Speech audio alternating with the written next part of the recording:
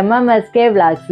இன்னைக்கு நம்ம வீடியோவில் என்ன பார்க்குறோம் அப்படின்னா ஆலு பரோட்டா. சின்ன பசங்கள்லாம் ரொம்பவே லைக் பண்ணி சாப்பிடக்கூடிய ஆலு பரோட்டாவை தான் நம்ம எப்படி செய்யலான்னு பார்க்க போகிறோம். அதுக்கு சைடிஷாக தக்காளி தொக்கு தான் பார்க்க போகிறோம். இந்த தக்காளி தொக்கும் எப்படி செய்யலாம், அதே மாதிரி ஆலு பரோட்டாவும் எப்படி செய்யலாம். நான் இன்னைக்கு 3 உருளைக்கிழங்கு எடுத்திருக்கிறேன் இதுக்கு ஆலு பரோட்டா செய்கிறதுக்கு. இது நம்ம ஒரு பீலர் வச்சு நல்லா தோலை பீல் பண்ணி எடுத்துக்கலாம். தோலை பீல் பண்ணி எடுத்துட்டு நம்ம வேக வச்சோம் அப்படின்னா சீக்கிரமாவே இந்த உருளைக்கிழங்கு நமக்கு வெந்துடும்.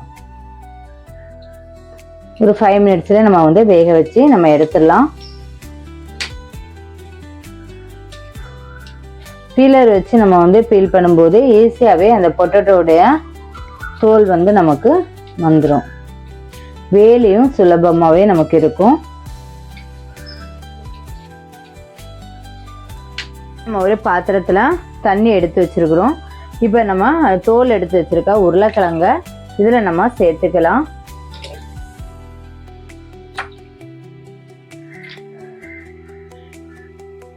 நம்ம இனி இதை ஸ்டவ்ல வச்சு வேக வைக்கலாம். ஒரு மூடி போட்டு வச்சோம் அப்படின்னா ஒரு 5 நிமிஷத்துல வெந்துடும். நம்ம இது வேகட்டும். இந்த டைம்ல நம்ம சப்பாத்திக்கான மாவை நம்ம விரசலாம். இது மாவு மிக்ஸ் பண்ணும்போது கொஞ்சம் நம்ம தேங்காய் எண்ணெய் சேர்த்துக்கணும். தேங்காய் எண்ணெய் சேர்க்கும் போது அந்த மாவு ரொம்பவே சாஃப்டா வரும். இப்போ நமக்கு எவ்வளவு சப்பாத்தி வேணுமோ மாவு அதுக்கேற்ற மாதிரி மாவு நம்ம எடுத்துக்கலாம். இதுக்கு தேவையான அளவு உப்பு சேர்த்துக்கலாம். 1 ஸ்பூன் சேர்த்துக்கலாம். எவ்வளவு தேவையோ அதுக்கேற்ற மாதிரி நம்ம தண்ணி சேர்த்துக்கலாம். இப்போ ஃபர்ஸ்ட் நம்ம ஆயில் சேர்த்ததுனால மாவை நல்லா வெறும் மாவுல தண்ணி சேர்க்கறதுக்கு முன்னாடியே மாவை நல்லா மிக்ஸ் பண்ணிக்கணும். அப்பதான் அந்த ஆயிலும் மாவும் மிக்ஸ் ஆகும். மிக்ஸ் பண்ணிட்டு தண்ணி சேர்த்துக்கலாம். தேவையான எவ்வளோ தண்ணி தேவையோ அதுக்கேற்ற மாதிரி நம்ம சேர்த்துக்கலாம். மாவை நம்ம இந்த அளவுக்கு பிசைஞ்சு எடுக்கணும். எப்போவுமே ஒரு சப்பாத்தி சாஃப்டா இருக்கணும் அப்படின்னா அந்த மாவு நமக்கு முக்கியம். அந்த மாவு நல்லா பிசைஞ்சிருக்கணும். பிசைஞ்சாதான் அந்த சப்பாத்தி சாஃப்டா இருக்கும்.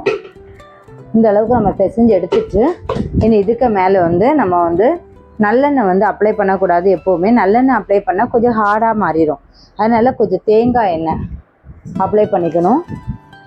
மேலே அப்ளை பண்ணிட்டு ரொம்ப விட வேண்டாம், கொஞ்சம் மேலேயும் கீழே 2 பக்கமும் மிக்ஸ் பண்ணி நம்ம அப்ளை பண்ணிக்கணும்.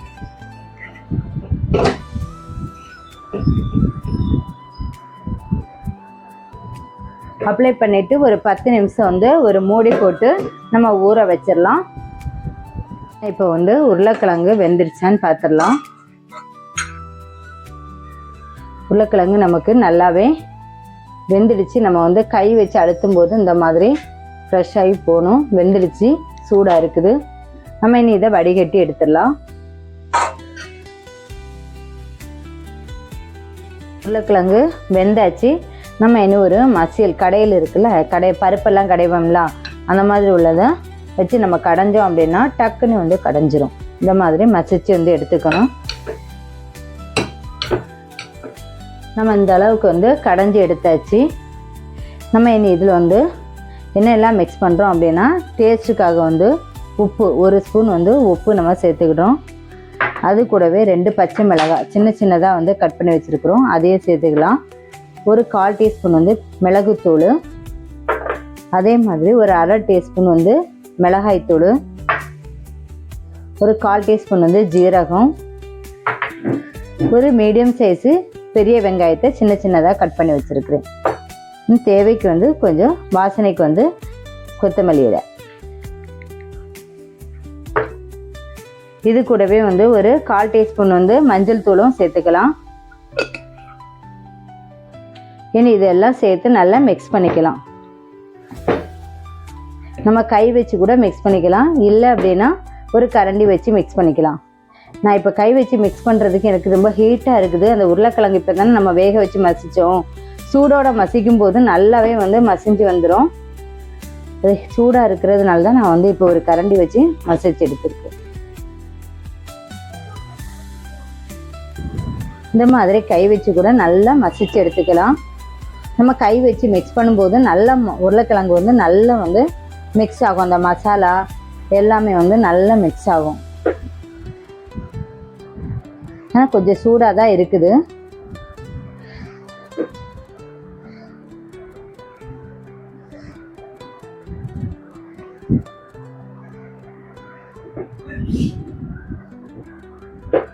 பசங்களுக்கு வந்து காலையில் செஞ்சு கொடுக்கும்போது அவங்க வந்து ரொம்ப ஹாப்பியாக வந்து சாப்பிட்டுட்டும் போயிடுவாங்க. லஞ்சுக்கும் இதே எடுத்துகிட்டு போயிடுவாங்க.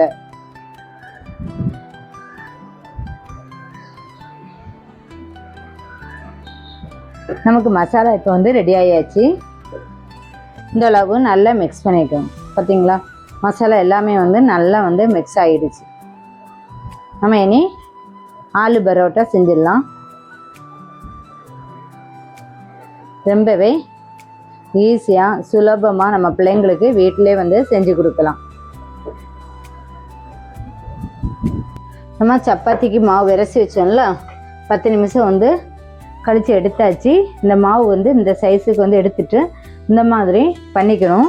கொஞ்சம் உதிரி மாவில் வந்து நம்ம மிக்ஸ் பண்ணி எடுத்துக்கணும். உதிரி மாவில் இந்த மாதிரி மிக்ஸ் பண்ணி எடுத்துட்டு இந்த மாதிரி தேய்ச்சி விட்டுக்கணும். ரொம்ப வந்து தேய்க்கக்கூடாது, கொஞ்சம் சின்னதாக வந்து தேய்ச்சிக்கலாம். தேய்ச்சிட்டு நமக்கு வந்து எவ்வளோ உருளைக்கிழங்கு வந்து நம்ம மசாலா போட்டு வச்சுருக்கோம்ல, இந்த மசாலா போட்டு வச்சது நமக்கு எவ்வளவு தேவையோ, இப்போ நான் இவ்வளோதுக்கு எடுத்திருக்கேன். இந்த மாதிரி உருண்டை பிடிச்சி எடுத்துக்கலாம். எடுத்துட்டு இந்த மாதிரி நம்ம அதை க்ளோஸ் பண்ணிக்கணும். க்ளோஸ் பண்ணுறது வந்து நம்ம எப்படினாலும் பண்ணிக்கலாம், இப்படி தான் பண்ணணும் அப்படின்னு எதுவுமே இல்லை. இது பண்ணிவிட்டு கொஞ்சம் வந்து உதிரி மாவு இதுக்கு மேலே நம்ம சேர்த்துக்கணும். உதிரி மாவு சேர்க்கும்போது உள்ளே வச்சுருக்க உருளைக்கிழங்கு ஆளு வந்து வெளியே வராது நமக்கு. இந்த மாதிரி வச்சுட்டு லைட்டாக இந்த மாதிரி தேய்ச்சா போதும்.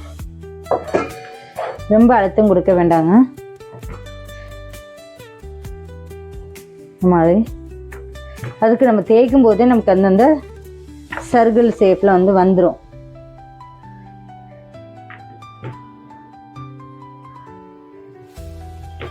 இந்த மாதிரி நமக்கு வந்துடும்.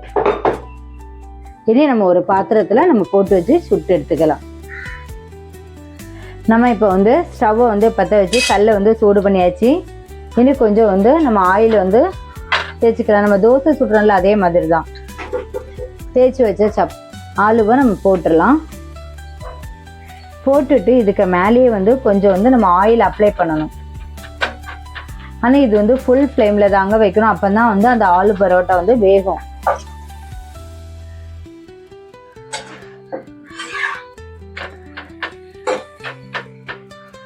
ஆனால் நம்ம சாதா சப்பாத்தி சுடுறதுக்கும் இந்த ஆலு பரோட்டா செய்கிறதுக்கும் கொஞ்சம் டைம் எடுக்கும். ஏன்னா சப்பாத்தி வந்து ஒரு 5 மினிட்ஸ் வேகுதுன்னா இது வந்து ஒரு 8 மினிட்ஸ் ஆகும். கூடுதல் கொஞ்சம் ஒரு 3 மினிட்ஸ் வந்து ஆகும். ஆனால் டேஸ்ட் வந்து ரொம்பவே நல்லா இருக்குங்க. நான் இன்னைக்கு வந்து தக்காளி தொக்கு தான் வைக்கணும்னு நினச்சேன், ஆனால் வந்து மிஸ் ஆயிடுச்சு. அதுக்காக இன்னைக்கு வந்து நமக்கு வந்து டொமேட்டோ சாஸ் வந்து எடுத்துட்டேன் ஆலுக்கு. இதுக்கு வந்து காம்பினேஷன் டொமேட்டோ சாஸும் ரொம்பவே நல்லா இருக்கும்.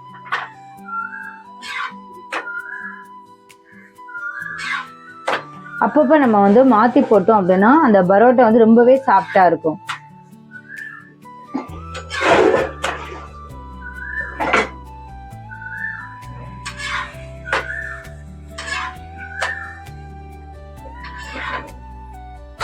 வெந்துடுச்சு, நம்ம எடுத்தாச்சு. ஒரு கல்ல நம்ம வந்து ஃபுல் ஃப்ளேமில் வச்சுக்கணும் ஸ்டவ்வை. ஆயில் வந்து அப்ளை பண்ணிக்கலாம். நம்ம இன்னும் தேய்ச்சி வச்சுருக்க ஆலு பரோட்டாவை இதில் போட்டுடலாம். போட்டுட்டு அதுக்கு மேலேவே கொஞ்சம் வந்து ஆயில் வந்து அப்ளை பண்ணிக்கலாம். நம்ம வந்து எது வச்சு ப்ரஷ் வச்சு தான் நம்ம அப்ளை பண்ணுறோம் அப்படின்னா அதை வச்சு நம்ம அப்ளை பண்ணிக்கலாம். இனி இதை நம்ம மாற்றி போட்டுக்கலாம்.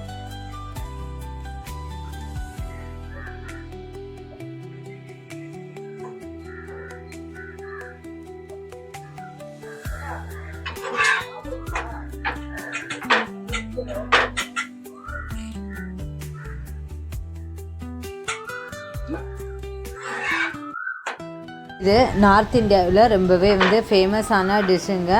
பஞ்சாப்லலாம் வந்து ரொம்பவே வந்து ஃபேமஸான டிஷ்ஷு. இதுக்கு வந்து தயிரும் வந்து தொட்டு சாப்பிட்றதுக்கு ரொம்பவே நல்லா இருக்குங்க. தயிர் இது கூடவே வந்து நமக்கு டொமேட்டோ சாஸும் வந்து ரொம்பவே நல்லாயிருக்கும். இப்போ வெந்துடுச்சு, நம்ம இனி எடுத்துடலாம். இந்த ஸ்டேஜில் வந்து நம்ம எடுத்துடலாம். இந்த மாதிரி நம்ம ஒவ்வொரு தேய்ச்சி வச்சிருக்கிற ஒவ்வொரு புரோட்டாவையும் நம்ம வந்து போட்டு எடுத்துக்கலாம். பசங்களுக்கெல்லாம் வந்து ஒரே மாதிரி நம்ம சப்பாத்தி இந்த மாதிரி செஞ்சு கொடுக்கறதுக்கு இந்த மாதிரி வித்தியாசமாக வந்து நம்ம செஞ்சு கொடுக்கும்போது பசங்க வந்து 2 சப்பாத்தி சாப்பிட்ற இடத்துல 4 சப்பாத்தி வந்து சாப்பிடுவாங்க பரோட்டாவை. இப்போ இது வந்து நம்ம சப்பாத்தி மாடலில் செஞ்சோம் அப்படின்னா பசங்க வந்து சாப்பிட்றதுக்கு 2 சப்பாத்திலேயே முடிச்சிடுவாங்க. இந்த மாதிரி நம்ம வந்து பரோட்டா மாதிரி வந்து செஞ்சோம் அப்படின்னா பசங்க ரொம்பவே லைக் பண்ணி சாப்பிடுவாங்க. இப்போ இந்த மாதிரி நம்ம வந்து பசங்களுக்கு வந்து நம்ம கோதுமையில் வந்து சப்பாத்தி தான் வந்து போட்டு கொடுப்போம். சப்பாத்தி அவங்க சாப்பிடும்போது அவங்க 2 இல்லைன்னா 1 சாப்பிட்டுட்டு போயிடுவாங்க. இந்த மாதிரி புரோட்டா மாதிரி நம்ம வந்து போட்டு கொடுத்தோம் அப்படின்னா உருளைக்கிழங்கு ஆலு வச்சு ஆலு பரோட்டா மாதிரி நம்ம செஞ்சு கொடுத்தோம் அப்படின்னா பசங்க ரொம்பவே வந்து லைக் பண்ணி சாப்பிடுவாங்க. 1 2 சாப்பிட்ற இடத்துல அவங்க 4 புரோட்டா வந்து சாப்பிடுவாங்க. அதுவும் வந்து அவங்களுக்கு ஹெல்த் வைஸ் பார்த்தோம் அப்படின்னா ரொம்பவே வந்து நல்லது, ரொம்பவே ஆரோக்கியமானது.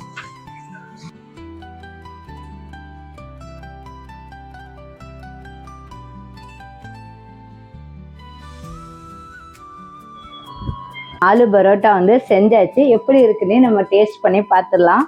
இது மொத்தமாக இருக்குதுங்க. நான் எல்லாத்துக்குமே சேர்த்து தான் வந்து செஞ்சது. இதுக்கு வந்து நான் டொமேட்டோ சாஸ் தான் வந்து எடுத்துருக்கிறேன்.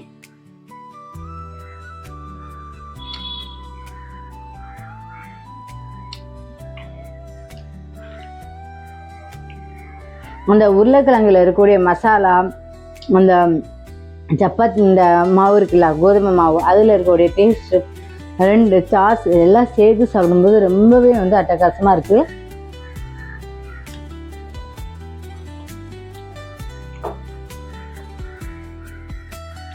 நம்ம இந்த சாஸ் இல்லாமலே தனியாகவே வந்து சாப்பிடலாம், அந்த அளவுக்கு டேஸ்டாக இருக்குது. வைக்கிறதுக்கு மனசே இல்லைங்க, அந்த அளவு டேஸ்ட் நல்லா இருக்குது.